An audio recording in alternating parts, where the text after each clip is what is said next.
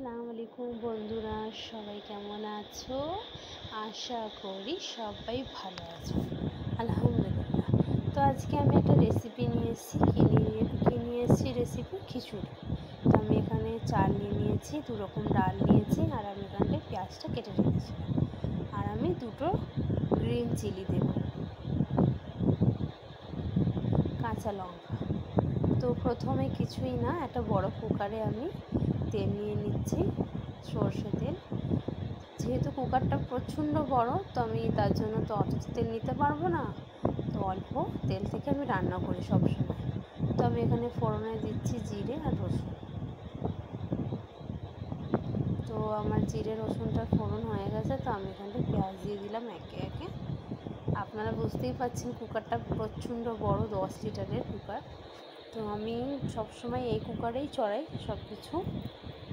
তো এই কুকারে আমার ভালো গলবে চাল ডাল, তো তার জন্য আমি কুকারে চড়াই। আমাদের প্রচণ্ড কুকার আছে প্রচুর, তো আমি তাতে চড়াইনি, কারণ যেহেতু পুরো ওভারলোড হয়ে যাবে সেই কারণে, আর আমি এতে ভালো হবে। এখন আমার পেঁয়াজটা অনেকটা ব্রাউনি ব্রাউনি হয়ে এসছে সুন্দরভাবে। খুবই ইজি রেসিপি খিচুড়ি, এটা তো সবাই পারবে। আমি আমার স্টাইলে খিচুড়ি রান্না করি, খুবই দারুণ হয় খেতে।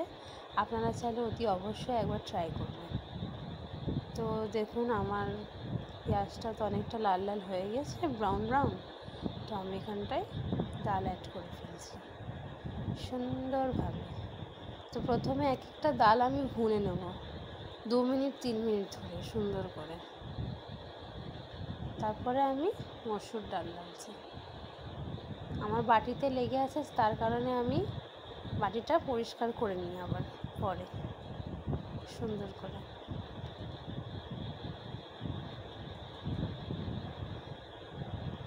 আপনারা পুরো ভিডিও দেখবেন, কোথাও যাবেন না, আমার সাথে বন্ধুত্ব হয়ে থাকুন। তো আমি এখানে আদা রসুনের পেস্ট, নুন, লাল লঙ্কা নিয়েছি, আর হলদি পাউডার নিয়েছি, একটু জিরে নিয়েছি, তেজপাতা আর কাঁচা লঙ্কা নিয়েছি। সব কটা আমি ডালে ভুনে নেব সুন্দর করে। আর আমার যে বাসনে মশলা ছিল তাতে অনেকটা মশলা লেগেছিল, সেটাও আমি জল থেকে ধুয়ে নিয়ে নেব। আমি 5 মিনিট ধরে নড়াচড়া করছি, কিন্তু যেহেতু আমার আদা রসুনের গন্ধটা ভালো করে চলে যাবে। দেখুন খিচুড়ি তো অনেক রকমের হয়, আর যে যার মতন খিচুড়ি রান্না করে। আমার পদ্ধতিতে যে রান্না করবে খুবই সুন্দর খেতে হবে। তো আমি দেখুন ডালের যে মশলাটা ছিল বাটিতে লাগানো ছিল প্লেটে, সেটা আমি ধুয়ে নিয়ে নিলাম। তো আমি একে একে এখানটাও চালও দিয়ে দেবো সুন্দর করে। কাঁচা লঙ্কা এই কারণে দিয়েছি, খুবই সুন্দর একটা গন্ধ আসে আর টেস্টটাও বাড়ে। আপনারা যদি রেড চিলিটা অ্যাভয়েড করে কাঁচা লঙ্কা দিয়ে সব কিছু খান, দেখবেন শরীরের পক্ষে সব কিছু স্বাস্থ্য থাকবে। রেড চিলিটা এমনিতেই অ্যাভয়েড করা উচিত, যেহেতু ওটা অনেক ক্ষতিকারক। গ্রিন চিলিটা খাওয়া উচিত। তো আমি এখানটায় চাল ধুয়ে নিয়েছি, ভালো করে পরিষ্কার করে নিয়ে নিলাম। এই দেখুন খুন্তি দিয়ে আমি নড়াচ্ছি চালটা সুন্দর করে।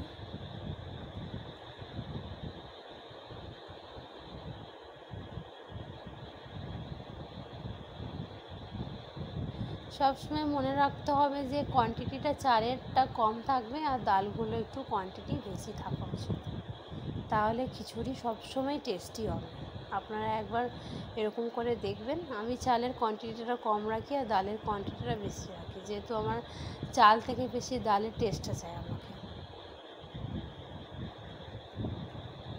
তো সুন্দরভাবে আমি ভুনে নিয়েছি, দেখছেন আমি কত ভুনছি, সব আমার মশলার গন্ধ মানে চলে যাবে উচিত।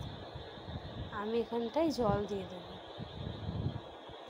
1 বাটি জল দিয়েছি, আরও 1 হাঁড়ি যে জলটা দেখতে পাচ্ছেন তো সেটাও আমি দিয়ে দেবো, সব দিয়ে দেবো। তাও কম পড়ে যায়, খিচুড়িতে যতই জল দাও না কেন জল সব টেনে নেয়, ডাল বলে তো ওই জন্য। এত ইজি রেসিপিগুলো খুবই খুবই সহজ পদ্ধতিতে আমি রান্না করি, সব ঘরেলও জিনিস, বাইরের কিচ্ছু নেই, সব আমরা স্টকে রাখি। মশলাগুলো তো সবার বাড়িতে স্টকই থাকা উচিত বেশি বেশি।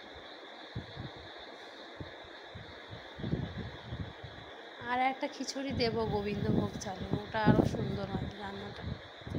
এটা তো বাড়ির চাল, ওটা তো গোবিন্দভোগ চাল, আরও সুন্দর রান্না।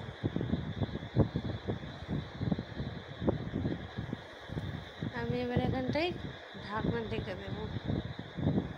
তো আমার এখানটায় খিচুড়ি হয়ে গেছে মাশাআল্লাহ। দেখুন কত জল দিয়েছিলাম বলুন তো, দেখুন কত জল পুরো টেনে নিয়েছে। আবার আমি এখানে জল দিয়ে আবার ঠিক করি খিচুড়িটাকে। অনেক জল লাগে, অনেক প্রচুর জল লাগে খিচুড়িতে। আবার এখানটা আমি জল অ্যাড করবো।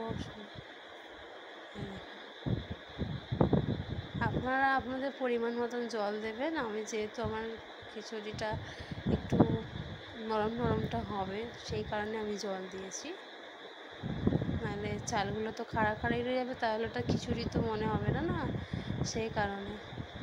কত জল লাগে বলো, সব জল টেনে নেয় খিচুড়িতে। আশা করি আমার এই ভিডিওগুলো খুব সুন্দর লাগে সবাইকে। আর যারা আমার চ্যানেলে নতুন আছে তাদেরকে অসংখ্য ধন্যবাদ জানাচ্ছি। আর আমাকে লাইক শেয়ার সাবস্ক্রাইব অবশ্যই করবেন আপনারা। আর এত সহজ ইজি রান্নাগুলো নিয়ে আসছি আপনাদের জন্য। আমাকে কমেন্টে জানান সুন্দর হচ্ছে কি না, আমাকে সাবস্ক্রাইব করুন। আপনাদের সাপোর্টেই তো আমরা আগেই বাড়বো, আর আমরাও পাশে থাকবো অবশ্যই আপনাদের।